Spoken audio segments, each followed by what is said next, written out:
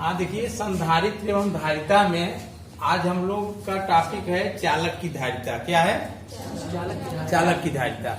आज हम लोग पहले चालक की धारिता पढ़ेंगे, उसके बाद संधारित्र एवं उसकी धारिता। ठीक, उसके बाद संधारित्र में परावैद्युत पदार्थ रखने से उसकी धारिता में क्या परिवर्तन होता है वो सब पढ़ेंगे। ठीक है, सबसे पहले चालक की धारिता लिखो।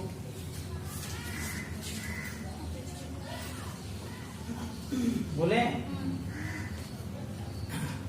किसी चालक के आवेश ग्रहण करने की क्षमता को, किसी चालक के आवेश ग्रहण करने की क्षमता को चालक की धारिता कहते हैं। किसी चालक के आवेश ग्रहण करने की क्षमता को चालक की धारिता कहते हैं। इसे C से प्रदर्शित करते हैं, कैपिटल C। इसे कैपिटल C से प्रदर्शित करते हैं।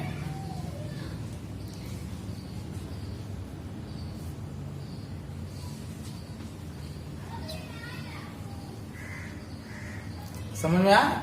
अब ध्यान से देखो, जैसे कोई चालक है, क्या है? ये चालक है। जब चालक पर हम आवेश देंगे, आवेश हमें Q इस पे देना है, मतलब इस पे अधिकतम आवेश देना है, तो हम क्या करेंगे? सबसे पहले जब इस पे आवेश देंगे ना, तो आवेश एक बार में ही पूरा आवेश नहीं आता है। क्या होता है? पहले थोड़ा थोड़ा करके ऐसे आवेश इस पे संग्रहित होता जाता है। आवेश जो है विद्युत ऊर्जा के रूप में संग्रहित होता है ना।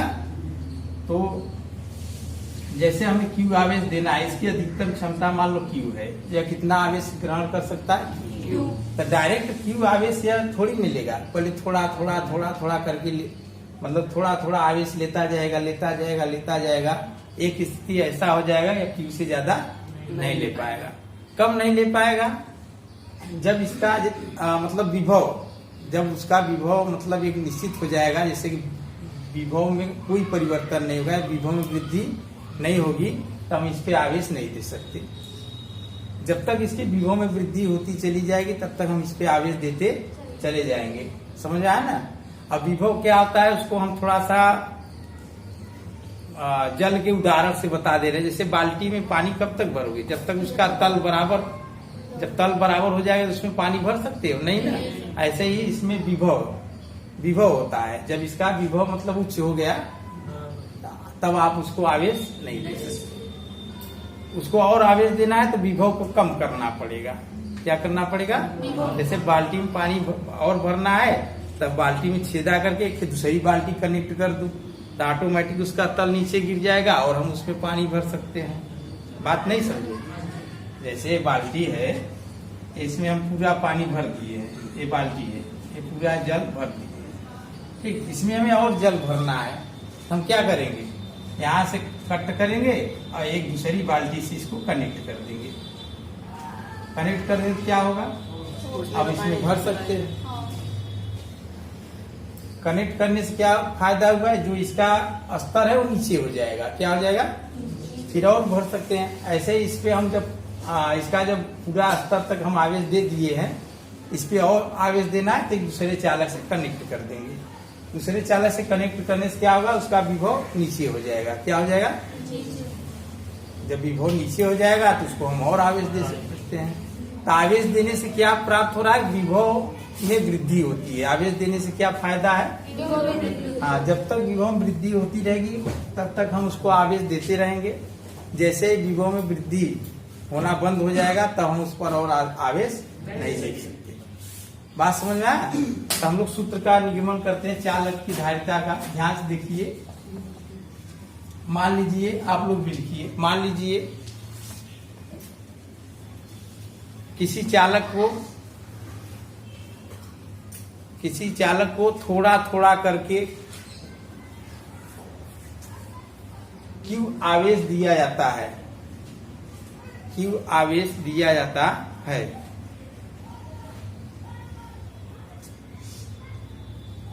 Q आवेश दिया जाता है, तब उसके विभव में वृद्धि भी हो जाती है।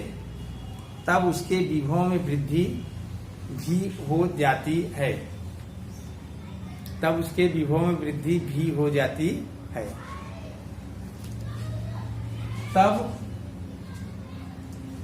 Q अनुक्रमानुपाती भी। ध्यान से देखना, भी वृद्धि, प्रारंभ में कोई आवेश नहीं था तो विभव क्या था? शून्य। क्या था? शून्य था। थोड़ा थोड़ा करके हम आवेश देते गए, विभव वृद्धि होता गया। एक समय ऐसा आया हम संपूर्ण आवेश Q दे दिए, उसका पूरा विभव क्या हो गया? V। क्या हो गया? तब क्या होगा? Q अनुक्रमानुपाती भी। तो Q बराबर करेंगे तो क्या हो जाएगा? CV। तो C बराबर क्या हो जाएगा? Q बटा V। यही C चालक की धारिता होती है। C क्या होती है? चालक की धारिता। ठीक, इसको नोट कर लो। बात समझ में आया ना? हमें इस पे Q आवेश देना है तो हम इकट्ठा पूरा Q आवेश थोड़ी ना दे पाएंगे, थोड़ा थोड़ा करके Q आवेश दे दिए। तो प्रारंभ में विभव क्या था? शून्य। थोड़ा आवेश और बढ़ाए तो विभव क्या हो गया? थोड़ा सा बढ़ा। और आवेश बढ़ाए तो विभव और बढ़ा, और आवेश बढ़ाए तो विभव और बढ़ा। जब हम पूरा आवेश Q दे दिए तो उसका विभव क्या हो गया? V। समझ आया? तो Q अनुक्रमानुपाती भी, Q बराबर CV, C बराबर Q बाई V। समझ में आया? तो C बराबर Q बाई V हो गया। यह चालक की धारिता का सूत्र हो गया। इसको कर लो, उसके बाद मात्रक बीमा हम इससे बताते हैं।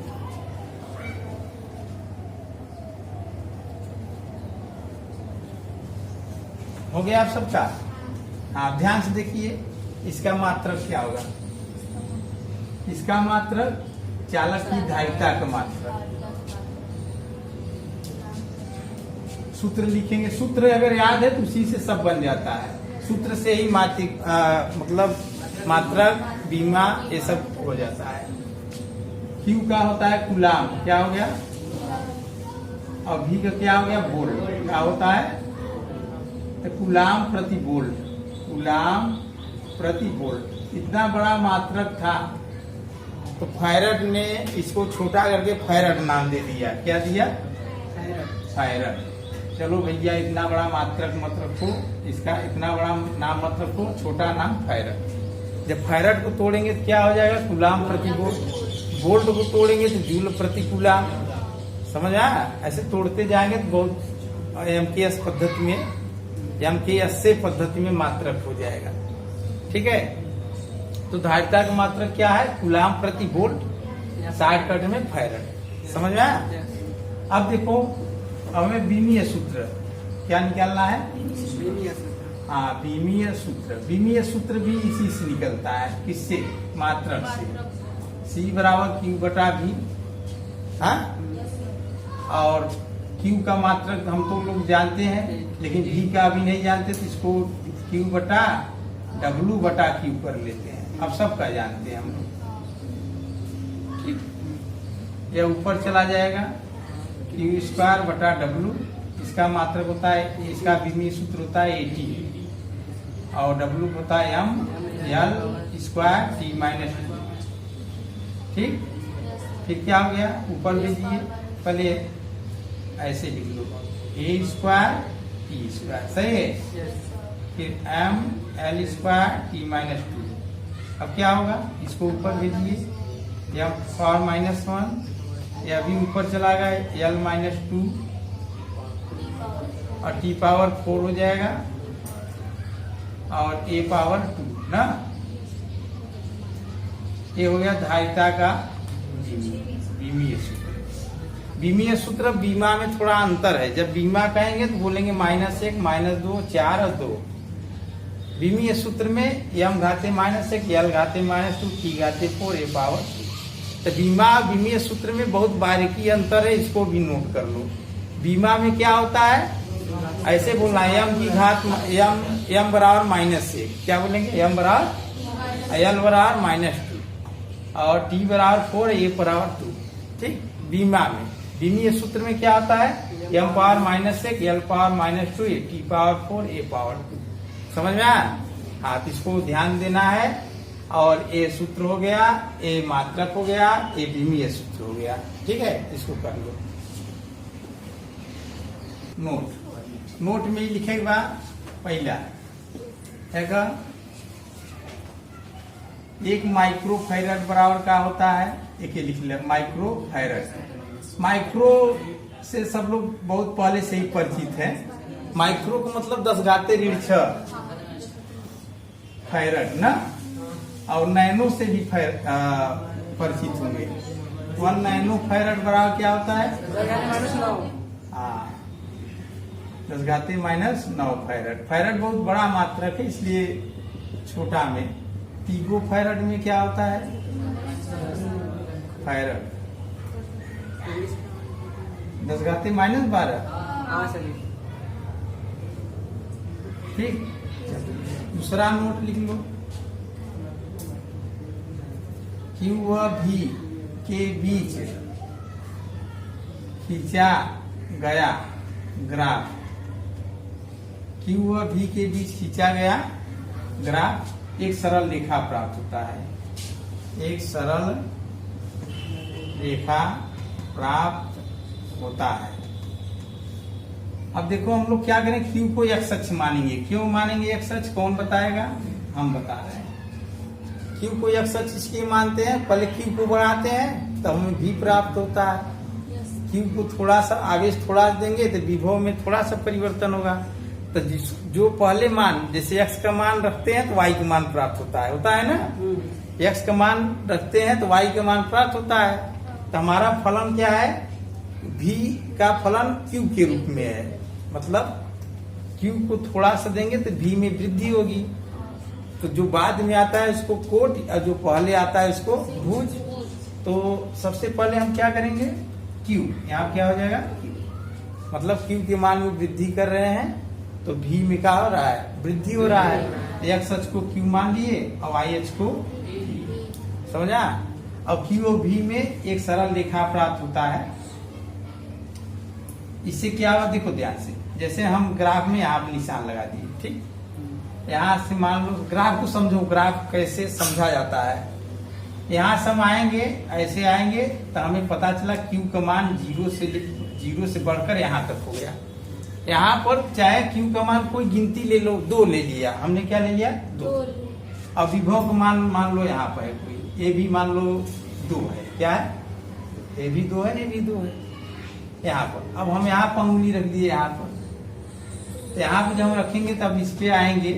अब बताओ यहाँ पे जो आवेश होगा 2 से ज्यादा होगा कम? ज्यादा होगा। यहाँ पे वोल्टेज पे जाइए। अब वोल्टेज पहले 2 था तो वोल्टेज भी 2 से ज्यादा हुआ कम। यह ग्राफ क्या बता रहा है? आवेश में वृद्धि करेंगे तो विभव भी बढ़ेगा। फिर से पकड़ो। प्रारंभ में आवेश 0 और विभव भी 0। ठीक, समझ आया ना? कुछ समय बाद हम ग्राफ हमारा यहाँ चला गया। ग्राफ यहाँ क्यों गया? जब Q में वृद्धि किए होंगे तो V भी बढ़ा होगा ना, तो ग्राफ यहाँ चला गया। समझा ना? ग्राफ कैसे होता है? Q में वृद्धि किए, V यहाँ से लेकर यहाँ चला गया। इन दोनों को मिलाएंगे, जहाँ पे मिलेगा वहीं पे निशान लगाएंगे। ग्राफ कैसे खींचा जाता है सीखो। इसको नहीं आता है सीखे आज से। पहले Q 0 तो V 0। समझ रहा है? तो यहाँ पे निशान लगा दिए। Q को बढ़ाकर हम यहाँ से यहाँ कर दिए तो V अपने आप बढ़कर यहाँ को हो गया। अब हमें क्या करना है? यहाँ से भी ले चलिए और यहाँ से भी। यहाँ से ऊर्ध्वाधर पाए, यहाँ से क्षैतिज से पाए। ये दोनों कहीं काटेंगे ना, वहां आप निशान लगा लीजिए। ठीक, फिर अब क्या करेंगे? Q को थोड़ा सा और बढ़ाइए तो विभव और बढ़ गया। अब फिर इसको ऊर्ध्वाधर, इसको क्षैतिज, ये दोनों भी कहीं मिलेंगे, ऐसे मिलेंगे ना। जब 3 बिंदु प्राप्त हो गया तो आराम से स्केल लगाए के पाई खींच लो। तो Q और V के बीच का है गया ग्राफ। पास में ग्राफ को प्रवणता अगर निकालेंगे तो प्रवणता m बराबर tan थीटा। कक्षा 11 में पढ़े, तुम लोग पढ़े होगे ना, m बराबर tan थीटा। तो ग्राफ का ढाल अगर निकालेगा, ग्राफ का ढाल क्या होता है? m बराबर tan थीटा, tan फाई। क्या होता है? m बराबर tan थीटा। फाई कोड बनाया तो tan फाई। तो tan फाई बराबर लंब बटे आधार, लंब बटे ऊंचाई की हो नहीं। एक मिनट। tan फाई बराबर हो जाएगा लंब, लंब क्या है? V। क्या है? V अपान आधार क्या है? Q ना। समझ में आ रहा है ना। tan फाइव रहा v बटा क्यू। लेकिन एक चीज हम और जानते हैं, क्या जानते हैं? tan फाइव बराबर v अपान क्यू बराबर सी भी। अब यही सिद्ध किए है ना, क्यू बराबर सी भी होता है, तो v खत्म। तो tan फाइव बराबर क्या होगा? 1/c। मतलब जो धारिता होता है उसका व्युत्क्रम, धारिता का व्युत्क्रम क्या होगा? ग्राफ की प्रवणता। धारिता का व्युत्क्रम क्या होगा? ग्राफ की प्रवणता। नोट कर लो, देखा ध्यान से। अगला टॉपिक है विलगित गोलीय चालक की धारिता। अब विलगित गोलीय चालक की धारिता, तो विलगित गोलीय चालक का पहले के समझे। ऐसा माने ऐसा चालक जिसके विभव या धारिता को अन्य चालक प्रभावित न करे ना। माने ऐसा चालक जिसके विभव और धारिता को कोई दूसरा चालक प्रभावित न करे, ये विलगित हो गया, समझा। तो विलगित गोलीय चालक की धारिता का आज हम लोग सूत्र का निगमन करेंगे, उसको ध्यान से समझिए, ठीक। मान लीजिए किसी विलगित गोलीय चालक, किसी विलगित गोलीय चालक को प्लस क्यू, कैपिटल क्यू लिख दिया, प्लस क्यू आवेश देने से, प्लस क्यू आवेश देने से उसके विभव में वृद्धि भी हो जाती है, भी हो जाती है। तब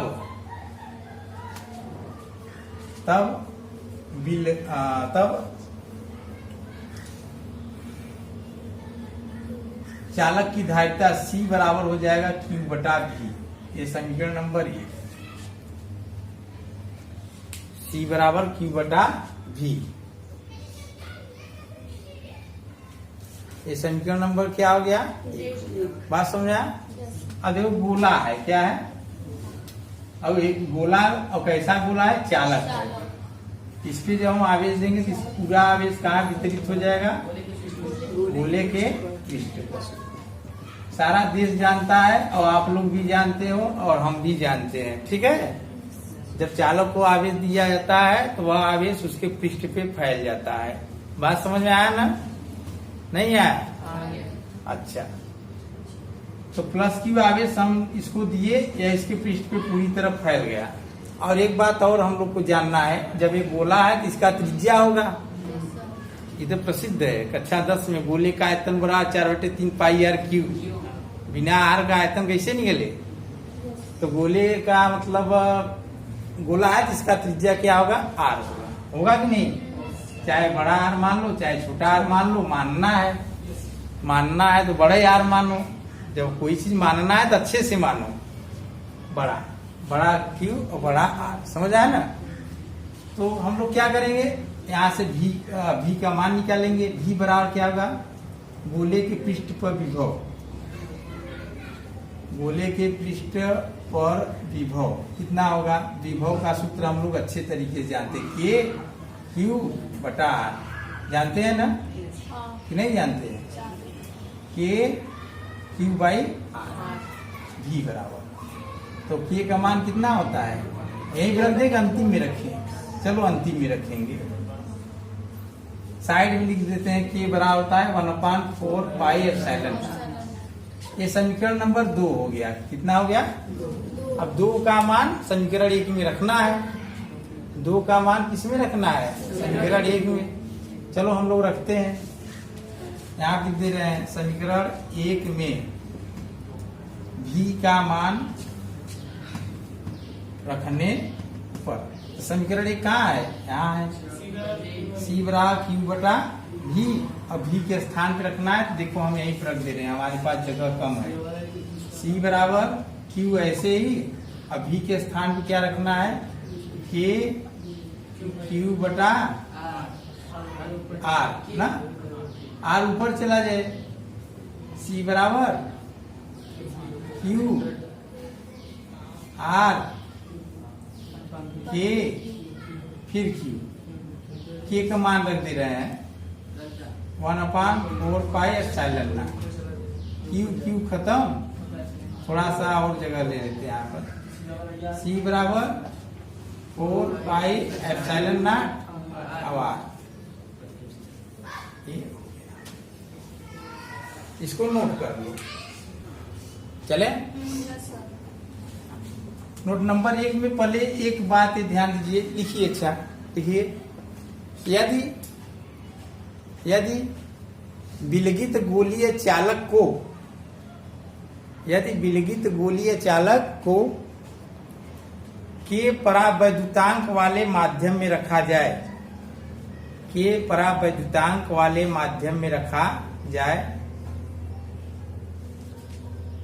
तब चालक की धारिता C बराबर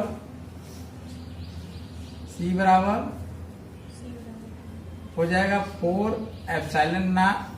पाई एप्सिलॉन नॉट के। ये परावैद्युत पदार्थ होता है ना, और फिर R, ठीक, 4 पाई एप्सिलॉन नॉट के R। एक बात और ध्यान दो, जो जहाँ पे पहले वाला था, इसके पहले जो है हम लोग जो किए थे ना, उसमें क्या था, C बराबर क्या था, 4 पाई एप्सिलॉन नॉट R। ये C माध्यम है, क्या है, माने किसी माध्यम में उसको ले जाकर के परावैद्युतांक के माध्यम, जैसे यहाँ माध्यम क्या है, वायु है, यहाँ माध्यम क्या है, वायु।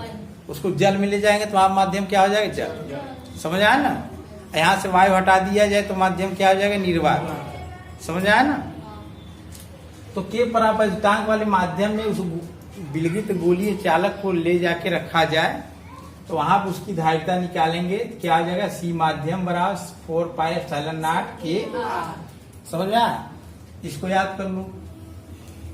और एक बात और ध्यान दो, अगर सी माध्यम बटा सी वायु या निर्वात, सी लिखेंगे तो इसको वायु या निर्वात समझा करो ना। अगर करेंगे तो क्या हो जाएगा, 4 पाई एप्सिलॉन नॉट के आर, इसे 4 पाई एप्सिलॉन नॉट आर, ये कैंसिल हो जाएगा। इसका मान या इससे कट गया, इससे यहाँ कट गया, क्या बचा, सी माध्यम बटा सी बराबर के ना। तो सी माध्यम बराबर क्या होगा, के सी। अगर वायु में धारिता 2 है, 2 फैरड, अगर वायु में विलगित गोलीय चालक की धारिता 2 फैरड है, कितना है, 2 फैरड। समझ में आया ना। अगर उसको हम 80 परावैद्युतांक वाले में ले जाकर रख दिए तो वहां पर धारिता कितना हो जाएगा, 2, कितना होगा, 160 फैरड। बात समझ आया ना। हाँ, मतलब माध्यम में ले जाके रखेंगे तो उसकी धारिता क्या होगी, बढ़ जाएगी। क्या होगा, बात समझे ना। इसको नोट कर लो। तो हम लोग जानते हैं सी बराबर होता है 4 पाई एप्सिलॉन नॉट आर, होता है ना। यहाँ से हम लोग एप्सिलॉन नॉट का मात्रक निकालेंगे। एप्सिलॉन नॉट का मात्रक बहुत बड़ा है, क्या है, न्यूटन मीटर स्क्वायर क्या होता है। ऐसे अब से करेंगे, अब बड़ा होता है 4 pi epsilon nought Q1 Q2 upon R square. तो यहाँ जाएगा, यहाँ आएगा ना। एप्सिलॉन नॉट बराबर होगा 4 pi F Q1 Q2 upon R square. तो हम लोग क्या करते हैं, कूलाम स्क्वायर बटा newton metre square, coulomb square बटा न्यूटन। इसका मात्रक होता है coulomb square upon newton metre square, होता है ना। किसका मात्रक होता है, एप्सिलॉन। वो बल वाले में हम लोग पढ़े होंगे, कूलाम के नियम जब हम लोग पढ़े थे तो वहां पे एप्सिलॉन नॉट का मात्रक लिखवाए होंगे, कूलाम स्क्वायर बटे न्यूटन मीटर स्क्वायर ना। कैसे बनाए, एप्सिलॉन नॉट यहाँ नीचे है, बराबर किस तरफ जाएगा तो ऊपर हो जाएगा, यहाँ एफ ऊपर है, बराबर किस तरफ जाएगा, नीचे हो जाएगा। समझा, यहाँ से मात्रक निकाल सकते हैं। लेकिन एक हम और बहुत छोटा सा मात्रक निकाल रहे हैं, वो देखो क्या है, सी बराबर 4 पाई एप्सिलॉन नॉट का, एप्सिलॉन नॉट बराबर हो जाएगा सी बटा 4 पाई आर, होगा कि नहीं। हाँ, ये बहुत बढ़िया सूत्र भी है। यहाँ से मात्रक हो जाएगा इसका फैरड बटे मीटर। तो कितना होगा? फैरड प्रति मीटर किसका मात्रक है? ये दोनों मात्रक बराबर हो जाएंगे। इसे नोट कर लो। तीसरा नोट देखो क्या है। हम लोग जो है धारिता का एक फैरड का परिभाषा हम लोग यहाँ जानेंगे। एक फैरड की परिभाषा तीसरा नोट में है, यही छूट गया था। एक फैरड की परिभाषा क्या है? देखो एक फैरड की परिभाषा कैसे हम लोग निकालेंगे, आप लोग भी निकालना सीखिए। कितना याद करेंगे सीखिए निकालना सूत्र से। सूत्र से सारा काम हो जाता है। एक फैरड की परिभाषा हमें ज्ञात करना है, वो कैसे होगा? हमें एक उत्तर चाहिए। कितना चाहिए? इसको एक लेंगे, इसको एक लेंगे, हो जाएगा? या इसको दो लेंगे, इसको दो लेंगे तब होगा? या इसको 100 लेंगे, इसको भी 100 लेंगे तब एक आएगा कि नहीं? हाँ, तो हम लोग इसको एक लेकर यहाँ पे एक ला दे रहे हैं। तो कैसे करेंगे? देखो ध्यान, 1/1 बराबर मतलब Q का भी मान 1 और V का भी मान 1, तब एक फैरड प्राप्त हो जाएगा ना। तो परिभाषा भी बनाइए इसी तरीके से। किसी चालक को एक कूलाम आवेश देने से उसके विभव में वृद्धि 1 वोल्ट हो जाए तब चालक की धारिता 1 फैरड कहलाती है। परिभाषा बना नहीं? किसी चालक को एक कूलाम आवेश देने से उसके विभव में वृद्धि 1 वोल्ट होने पर उस चालक की धारिता 1 फैरड कहलाएगी। तो आप लोग लिख सकते हो ना, तो लिख लो। किसी चालक को एक कूलाम आवेश देने से उसके विभव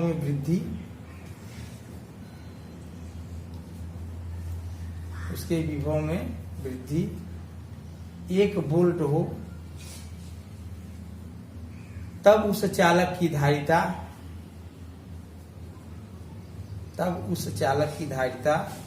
1 फैरड कहलाती है। तब उस चालक की धारिता 1 फैरड कहलाती है।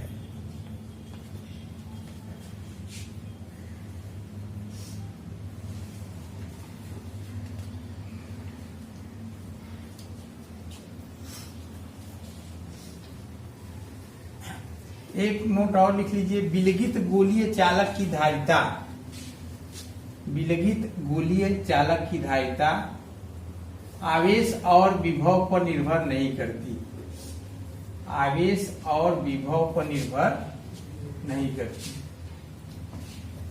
कैसे जानोगे निर्भर करती है कि नहीं?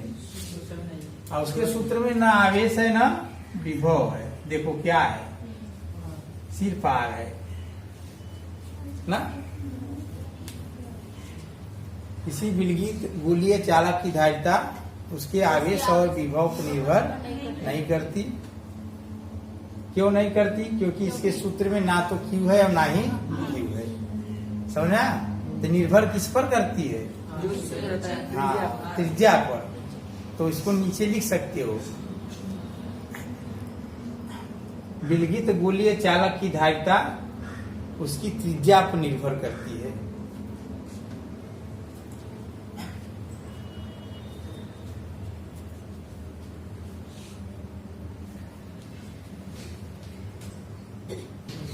चले? चालक की धारिता चालक के क्षेत्रफल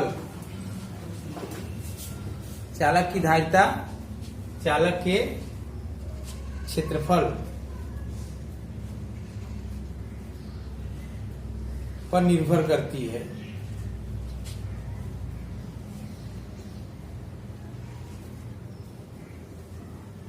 वो निर्भर कैसा है? क्षेत्रफल बढ़ने पर धारिता बढ़ती है।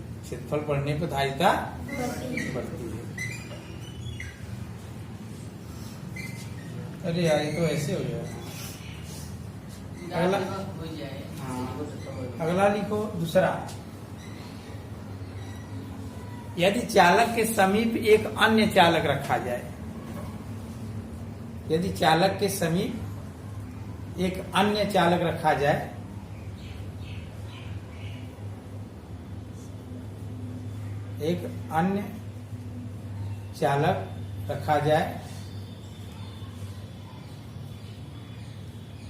तब चालक की धारिता प्रभावित होती है। प्रभावित होती है मतलब धारिता बढ़ जाएगी, तब चालक की धारिता बढ़ जाएगी या प्रभावित होती है। जैसे देखा प्रभावित में दुई प्रकार का तीर हो सकता। पहला तीर प्रभाव से बढ़ाई सकत और या तो घटाई सकत है।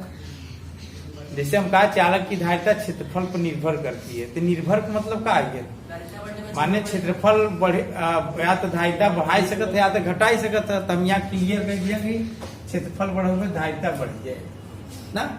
और दूसरा एक बोले कि यदि चालक के समीप एक अन्य अनावेशित चालक रखेंगे तो उसकी धारिता प्रभावित होगी। उसकी धारिता प्रभावित में क्या फायदा, माने क्या बात दुई बात हो सकत है, या तो धारिता बढ़ाई सकत है या तो घटाई सकत है।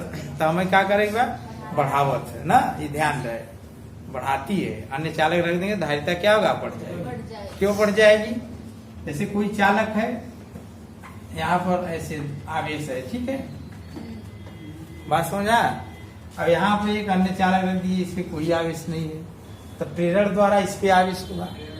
तो प्रेरण द्वारा इसके कारण इस पे प्रेरण द्वारा आवेश होगा, नेगेटिव होगा। तो कहा होगा इसका विभव कम होगा। इसका विभव जब विभव कम होगा तो उसकी धारिता हम बढ़ा सकते हैं। कैसे जानेंगे विभव कम होगा, धारिता बढ़ाएंगे।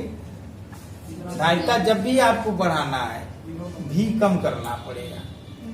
धारिता जब भी आपको बढ़ाना है भी कम करना पड़ेगा। जब भी कम करेंगे तो धारिता क्या होगी, बढ़ जाएगी। समझ में आया ना। तीसरा पॉइंट लिखिए, तीसरा पॉइंट लिखिए, माध्यम की उपस्थिति, माध्यम की उपस्थिति होने पर, माध्यम की उपस्थिति होने पर चालक की धारिता बढ़ जाती है। चालक की धारिता बढ़ जाती है।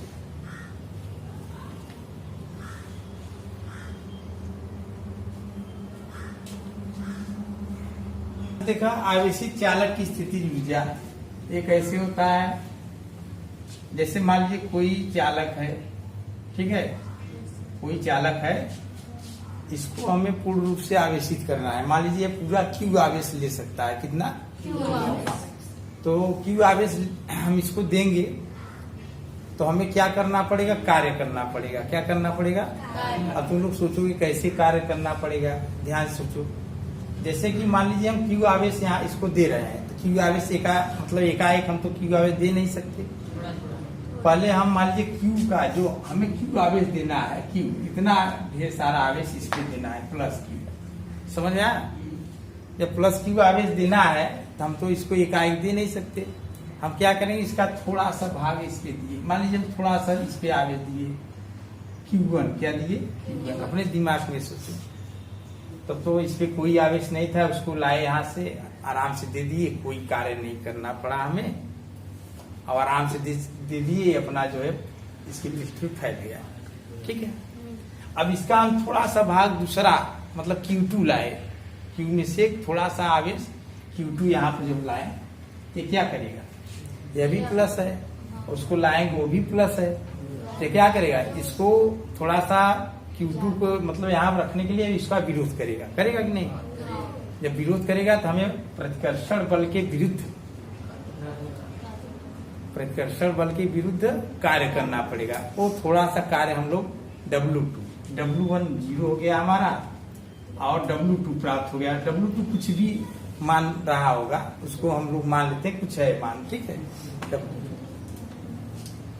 अब फिर Q3 को वहां से यहाँ तक लाए, क्या हुआ, Q1 भी विरोध करेगा और Q2 भी विरोध करेगा, तो हमें और कार्य करना पड़ा।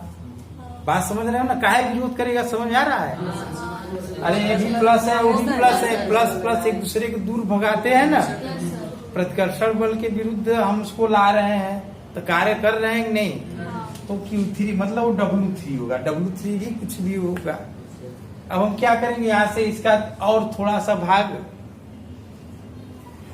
थोड़ा सा और भाग इस पे फिर लाए, तो Q1 Q2 दोनों मिलकर Q3 तीनों मिलकर अब Q4 को क्या करेंगे, प्रतिकर्षित करेंगे। तो हम क्या करेंगे, बल लगा के इस पे और जो है उसको यहाँ व्यवस्थित करेंगे, तो हमें और कार्य करना पड़ा। इसी तरीके से पूरे आवेश को हमें यहाँ पे देने में छोटा छोटा कार्य करते करते करते एक बहुत बड़ा कार्य होगा, वो W हो गया। क्या हो गया, अब वही कार्य चालक में स्थितिज ऊर्जा के रूप में संचित होती है। ठीक है, और उसी स्थिति ऊर्जा का सूत्र होता है U बराबर होता है 1/2 Q²/C। इसी का हमें डेरिवेशन करना है और परिभाषा लिखना है। बात समझ आया ना? हाँ, तो लिखो, पहले परिभाषा लिख लेते हैं, उसके बाद डेरिवेशन। ठीक है, तो लिखो, किसी चालक को आवेशित करने की प्रक्रिया में किसी चालक को आवेशित करने की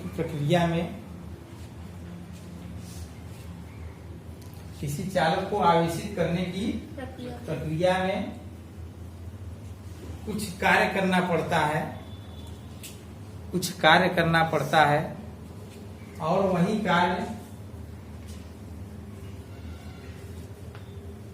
कार्य चालक में स्थितिज ऊर्जा के रूप में संचित होती है। वही कार्य चालक की स्थितिज ऊर्जा के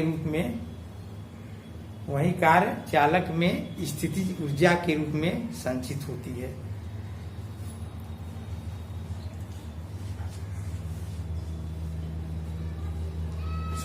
सूत्र ये लिख लिया, सूत्र बराबर U बराबर 1/2 Q²/C। अब इसका निगमन हम लोग करेंगे, ध्यान से देखना, निगमन कैसे निगमन करते हैं। ठीक है,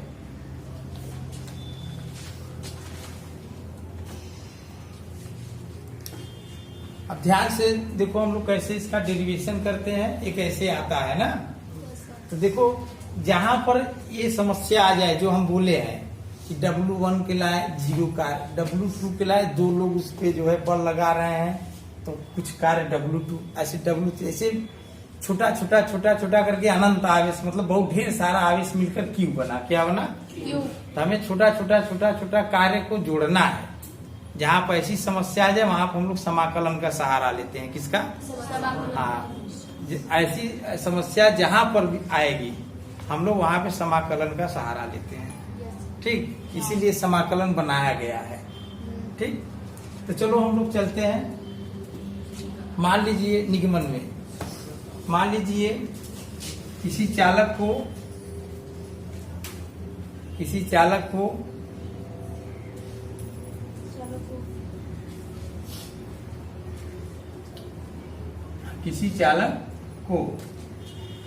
थोड़ा करके कैपिटल Q आवेश दिया जाता है।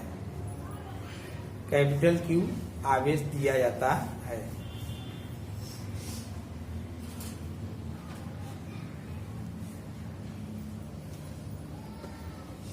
ठीक, अब ध्यान देना, प्रारंभ में आवेश क्या था? 0।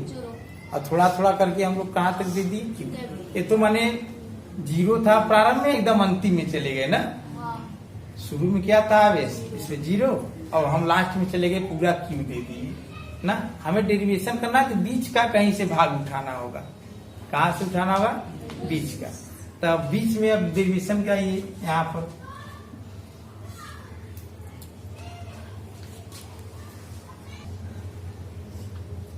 नीचे से लिखा, किसी क्षण चालक पर आवेश इस्माल की, किसी क्षण चालक पर आवेश इस्माल की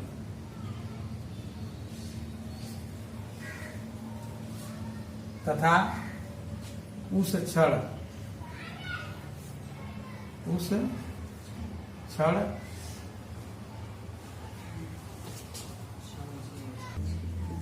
किसी क्षण चालक पर आवेश Q तथा उस क्षण विभव भी है।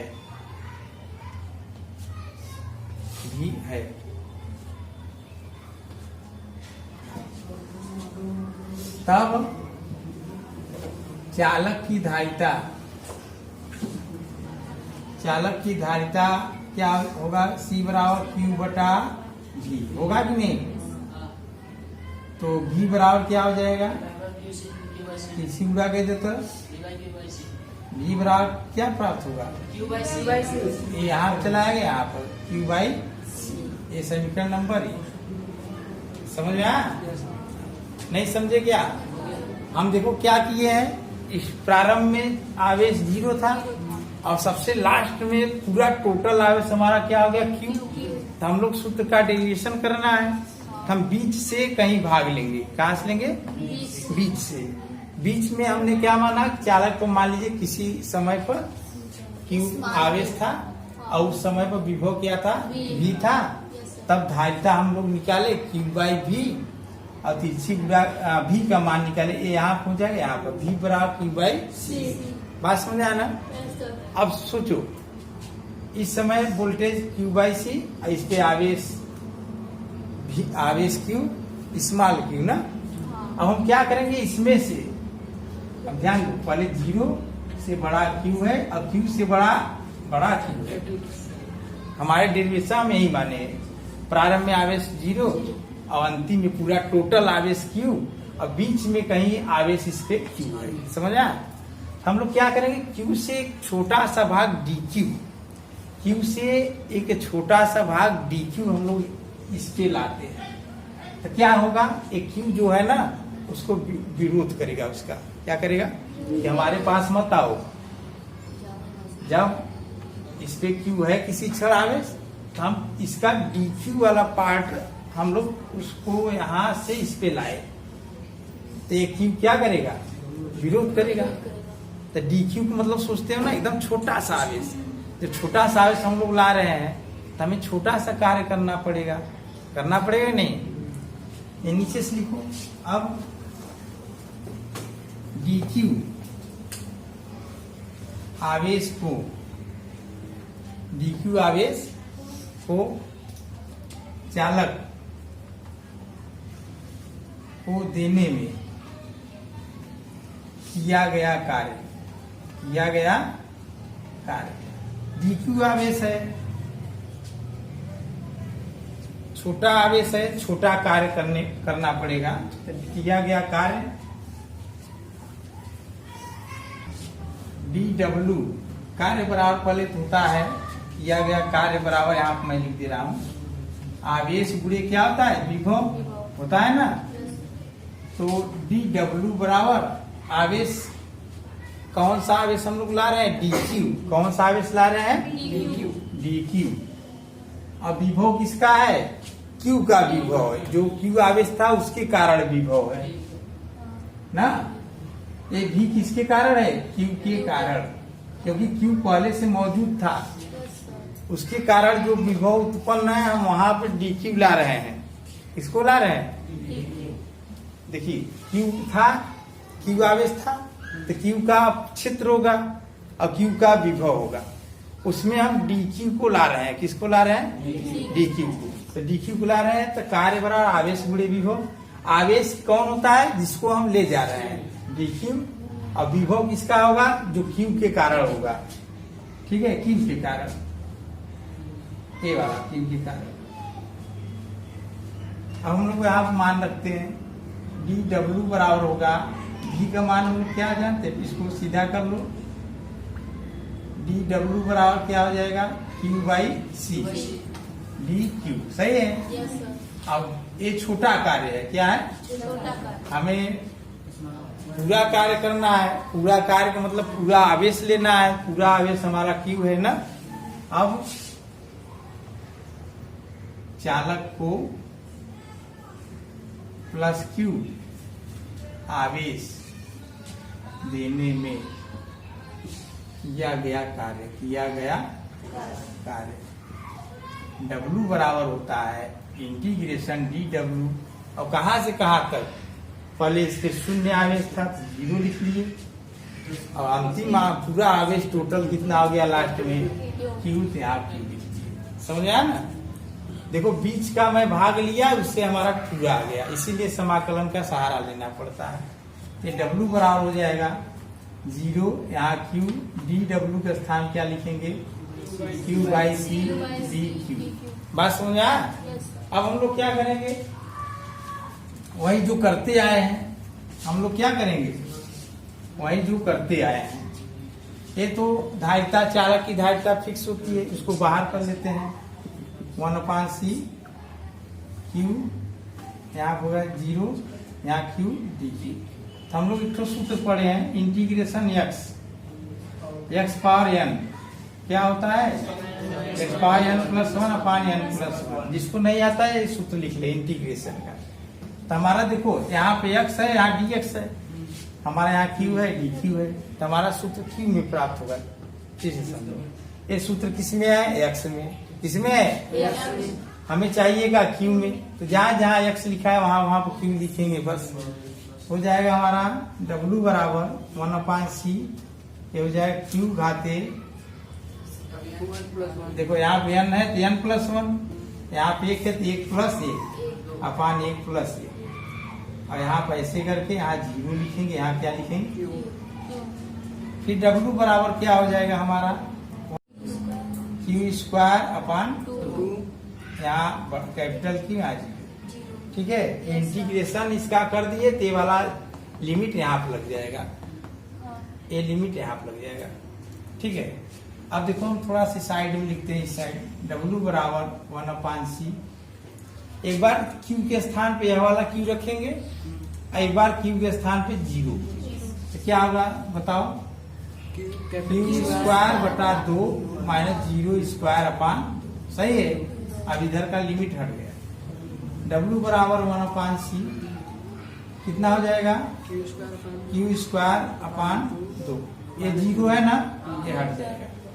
तो हमारा हो जाएगा w बराबर 1/2 q² अपान c। ये कार्य हो गया। यही कार्य चालक में स्थितिज ऊर्जा के रूप में संचित होती है। यही कार्य चालक में स्थितिज ऊर्जा के रूप में संचित होगी।